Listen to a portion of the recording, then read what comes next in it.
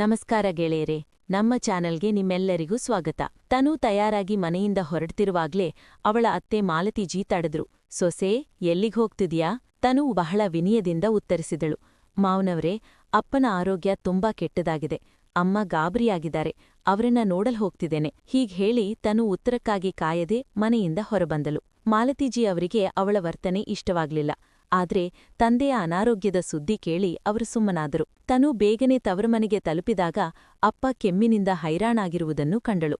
ತನು ಅಮ್ಮನಿಗೆ ಹೇಳಿದ್ಲು, ನಾನ್ ಮೊದ್ಲೇ ಹೇಳಿದ್ದೆ, ಅಪ್ಪನನ್ನ ಒಬ್ಬ ಒಳ್ಳೆ ವೈದ್ಯರಿಗೆ ತೋರಿಸೋಣ ಎಂದು.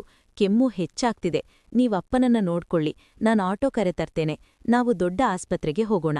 ತನು ಅಪ್ಪನನ್ನ ಆಸ್ಪತ್ರೆಗೆ ಕರೆದೊಯ್ದಳು. ಅಲ್ಲಿ ವೈದ್ಯರು ಅವರಿಗೆ ಇಂಜೆಕ್ಷನ್ ನೀಡಿದ ನಂತರ ಸ್ವಲ್ಪ ಆರಾಮವಾಯಿತು. ವೈದ್ಯರ್ ಹೇಳಿದ್ರು, ನೋಡಿ, ಈಗ ಅವರನ್ನ ಅಡ್ಮಿಟ್ ಮಾಡ್ಕೊಳ್ತಿದ್ದೇವೆ. ನಾಳೆ ಎಲ್ಲಾ ಪರೀಕ್ಷೆಗಳಾದ ನಂತರವಷ್ಟೇ ಸರಿಯಾದ ಚಿಕಿತ್ಸೆ ಆರಂಭವಾಗುತ್ತದೆ. ಅಪ್ಪನನ್ನ ಅಡ್ಮಿಟ್ ಮಾಡಿ ತನು ಮನೆಗೆ ಬಂದಾಗ ಅವಳ ಪತಿ ಅಮಿತ್ ಅವಳಿಗಾಗಿ ಕಾಯುತ್ತಿದ್ದನು. ಅಮಿತ್ ಸಿಟ್ಟಿನಿಂದ ಕೇಳಿದನು, ಅಪ್ಪ ಹೇಗಿದ್ದಾರೆ? ನೀನವರನ್ನ ನೋಡಲ್ ಹೋಗಿದ್ದೆ. ಇಷ್ಟು ತಡವಾಯ್ತೆ? ಅಮ್ಮನಿಗೆ ಅಡುಗೆ ಮಾಡಲು ಬರುವುದಿಲ್ಲ ಎಂದು ನಿನಗ್ ಗೊತ್ತಲ್ಲವೇ? ಎಲ್ರೂ ಹಸಿವಿನಿಂದ ಕುಳಿತಿದ್ದೇವೆ. ಅಪ್ಪನ ಬಗ್ಗೆ ಯೋಚಿಸುವ ಬದಲು ನಿನ್ನ ತವರಮನೆಯಲ್ಲೇ ಕುಳಿತುಬಿಟ್ಟಿಯಾ? ಇದನ್ನ ಕೇಳಿ ತನು ಕಣ್ಣಲ್ಲಿ ನೀರು ಬಂದಿತು. ಅವಳು ಹೇಗೋ ತನ್ನನ್ನ ಸಂಭಾಳಿಸಿಕೊಂಡು ಹೇಳಿದಳು, ಅಪ್ಪನ ಆರೋಗ್ಯ ತುಂಬಾ ಕೆಟ್ಟದಾಗಿತ್ತು. ಅವರನ್ನ ಆಸ್ಪತ್ರೆಗೆ ಸೇರಿಸಿ ಬರ್ತಿದ್ದೇನೆ. ನೀವ್ ಕುಳಿತುಕೊಳ್ಳಿ, 10 ನಿಮಿಷದಲ್ಲಿ ಅಡಿಗೆ ಮಾಡಿ ಬಡಿಸ್ತೇನೆ. ಇದು ಕೇಳಿ ಅಮಿತ್ ಸ್ವಲ್ಪ ಶಾಂತನಾದನು. ಅವನ್ ಹೇಳಿದನು, ಬೇಡ ತನು, ನಾನು ಹೊರಗಿನಿಂದ ಊಟ ಆರ್ಡರ್ ಮಾಡಿದ್ದೇನೆ. ನೀನಮ್ಮನಿಗಾಗಿ ಮಾತ್ರ 2 ರೊಟ್ಟಿ ಮಾಡಿಕೊಡು. ಅವರು ಹೊರಗಿನ ಊಟ ಮಾಡುವುದಿಲ್ಲ. ನೀನ್ ಹೋಗಿ ಸ್ನಾನ ಮಾಡು. ಆಸ್ಪತ್ರೆಯಿಂದ ಬಂದಿದ್ದೀಯ. ಅಮಿತ್ ತನ್ನ ಬಗ್ಗೆ ಕಾಳಜಿ ವಹಿಸಿದ್ದು ಕಂಡು ತನುಗೆ ಸಮಾಧಾನವಾಯಿತು. ಸ್ನಾನ ಮುಗಿಸಿ ಅತ್ತೆಗೆ ಅಡಿಗೆ ಮಾಡಿ ಬಡಿಸಿದಳು. ಅವಳು ಬೇಗಬೇಗನೆ ಕೆಲಸ ಮಾಡುತ್ತಿದ್ದರೂ ಅವಳ ಮನಸ್ಸೆಲ್ಲ ಅಪ್ಪನ ಮೇಲೆಯೇ ಇತ್ತು. ಎಲ್ಲಾ ಕೆಲಸ ಮುಗಿಸಿ ತನು ಮಹಡಿಯ ಮೇಲೆ ಹೋಗಿ ಅಮ್ಮನಿಗೆ ಫೋನ್ ಮಾಡಿದಳು. ಅಮ್ಮ, ಈಗ ಅಪ್ಪನ ಆರೋಗ್ಯ ಹೇಗಿದೆ? ಅಮ್ಮ ಹೇಳಿದ್ರು, ಮಗಳೇ, ನೀನು ಹೋದ್ನಂತ್ರ ಅವರ ಸ್ಥಿತಿ ಇನ್ನೂ ಹದಗೆಟ್ಟಿತ್ತು. ಕೆಮ್ಮಿದಾಗ ರಕ್ತ ಬರ್ತಿತ್ತು. ವೈದ್ಯರು ಎಲ್ಲ ಪರೀಕ್ಷೆ ಮಾಡಿದ್ದಾರೆ. ವರದಿ ಬೆಳಗ್ಗೆ ಬರುತ್ತದೆ. ನನಗೆ ತುಂಬಾ ಭಯವಾಗ್ತಿದೆ.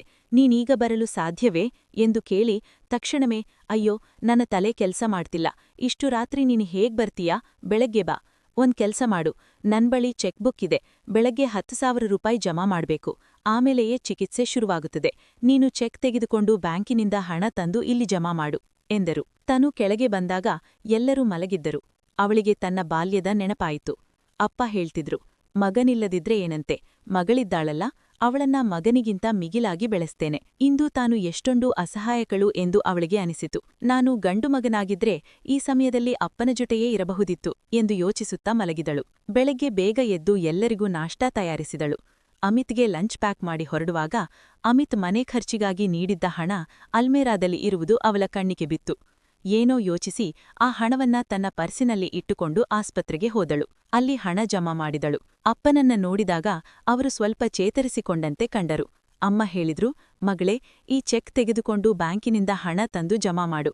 ಆಗ್ಲೇ ರಿಪೋರ್ಟ್ ಸಿಗುತ್ತದೆ. ತನು ಹೇಳಿದಳು, ಅಮ್ಮ ಚಿಂತೆ ಮಾಡ್ಬೇಡ, ನನ್ ಬಳಿ ಮನೆ ಖರ್ಚಿನ ಹಣ ಇತ್ತು. ಬ್ಯಾಂಕಿನಿಂದ ಹಣ ತೆಗೆದು ವಾಪಸ್ಸಿಡ್ತೇನೆ. ಅಪ್ಪನ ಚಿಕಿತ್ಸೆ ಈಗ್ಲೇ ಶುರುವಾಗುತ್ತದೆ. ಇದನ್ನ ಕೇಳಿ ಅಮ್ಮ ಗಾಬರಿಯಿಂದ, ಅಯ್ಯೋ ಮಗಳೇ, ಇದೇನ್ ಮಾಡ್ದೆ? ನಿನ್ನ ಅತ್ತೆ ಮಾವನಿಗೆ ಗೊತ್ತಾದ್ರೆ ನಿನಗೆ ಎಷ್ಟು ಬೈತಾರೋ ಏನೋ ಎಂದರು. ತನು ಹೇಳಿದಳು, ಅಮ್ಮ ಚಿಂತೆ ಮಾಡ್ಬೇಡ, ನನ್ ಬಳಿ ಮನೆ ಖರ್ಚಿನ ಹಣ ಇತ್ತು. ಬ್ಯಾಂಕಿನಿಂದ ಹಣ ತೆಗೆದು ವಾಪಸ್ಸಿಡ್ತೇನೆ.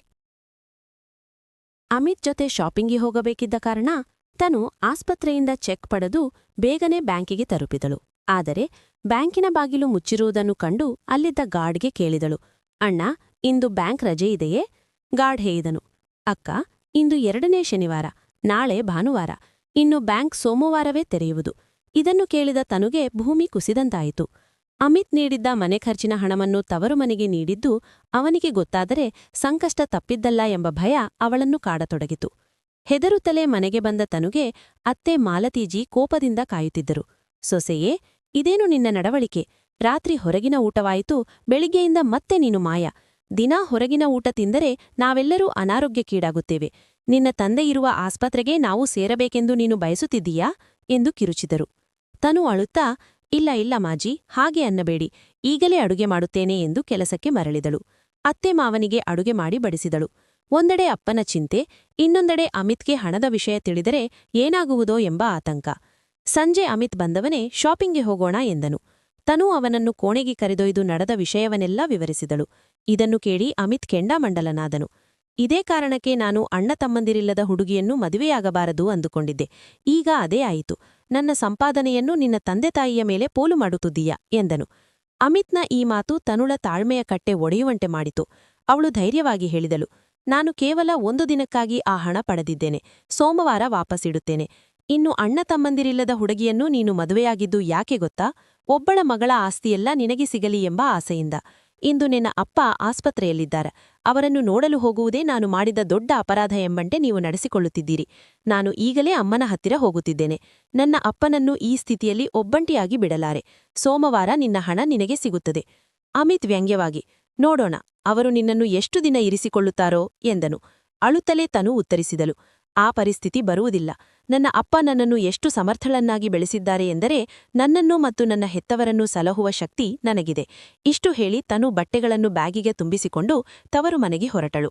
ಇಂದು ಅವಳಿಗೆ ಮಗಳೆಂಬ ಬಂಧನದಿಂದ ಮುಕ್ತಳಾಗಿ ಅಪ್ಪನ ಮಗನಾದಂತೆ ಭಾಸವಾಯಿತು. ತವರು ಮನೆಗೆ ತಲುಪಿದ ಅವಳು ಅಮ್ಮನಿಗೆ ವಿಷಯ ತಿಳಿಸಲಿಲ್ಲ. ಅಮಿತ್ ಅವರೇ ನನಗೆ ಇಲ್ಲಿ ಉಳಿದು ಅಪ್ಪನನ್ನು ನೋಡಿಕೊಳ್ಳಲು ಹೇಳಿದರು ಎಂದು ಸುಳ್ಳು ಹೇಳಿದಳು. ಸೋಮವಾರದಂದು ತನು ಅಮಿತ್ನ ಹಣವನ್ನು ವಾಪಸ್ ಕಳುಹಿಸಿದಳು. ಅಪ್ಪನ ಶ್ವಾಸಕೋಶದ ಸೋಂಕು ಲಂಗ್ಸ್ ಇನ್ಫೆಕ್ಷನ್ ವಾಸಿಯಾಗಿ ಅವರು ಮನೆಗೆ ಮರಳಿದರು. ಈ ಮಧ್ಯೆ ತನು ಒಂದು ಕೆಲಸವನ್ನು ಹುಡುಕಿಕೊಂಡಿದ್ದಳು. ಅಪ್ಪ ಮನೆಗೆ ಬಂದ ನಂತರ ತನು ನಡೆದ ವಿಷಯವನ್ನೆಲ್ಲ ತಿಳಿಸಿದಳು. ಅಪ್ಪ ಹೇಳಿದರು, ಮಗಳೇ, ನಾವು ನಮ್ಮನ್ನು ನೋಡಿಕೊಳ್ಳುತ್ತೇವೆ. ನೀನು ಅಮಿತ್ ಜೊತೆ ಮಾತನಾಡಿ ವಾಪಸ್ ಹೋಗು ಎಂದರು. ಆದರೆ ತನು ದಿಟ್ಟವಾಗಿ ಹೇಳಿದಳು, ಅಪ್ಪ, ನಾನು ಮನೆ ಬಿಟ್ಟಿದ್ದು ನಿಮ್ಮ ಕಾರಣಕ್ಕಲ್ಲ, ನನ್ನ ಆತ್ಮಗೌರವಕ್ಕಾಗಿ. ಈಗ ನಾನು ಮಗನಾಗಿ ನಿಮ್ಮ ಸೇವೆ ಮಾಡುತ್ತೇನೆ. ನೀವು ಚಿಂತಿಸಬೇಡಿ. ಕೇತಗೆಯ ನೀತಿ ಮತ್ತು ಪ್ರಶ್ನೆ. ಗೆಳೆಯರೇ, ಒಬ್ಬ ಮಗಳು ತನ್ನ ಹೆತ್ತವರಿಗೆ ಮಗನಾಗಿ ನಿಲ್ಲಲು ಸಾಧ್ಯವೇ? ತನು ತನ್ನ ಆತ್ಮಗೌರವದ ಹಾದಿಯಲ್ಲಿ ಸಾಗಿದ್ದು ಸರಿಯೇ, ಅಥವಾ ಅವಳು ಮತ್ತೆ ಆ ಸಾಂಪ್ರದಾಯಿಕ ಅತ್ತೆಮನೆಯ ಕಪಿಮುಷ್ಟಿಗ ಮರಳಬೇಕೇ? ನಿಮ್ಮ ಅನಿಸಿಕೆಯನ್ನು ಕಮೆಂಟ್ ಮೂಲಕ ತಿಳಿಸಿ. ಧನ್ಯವಾದಗಳು.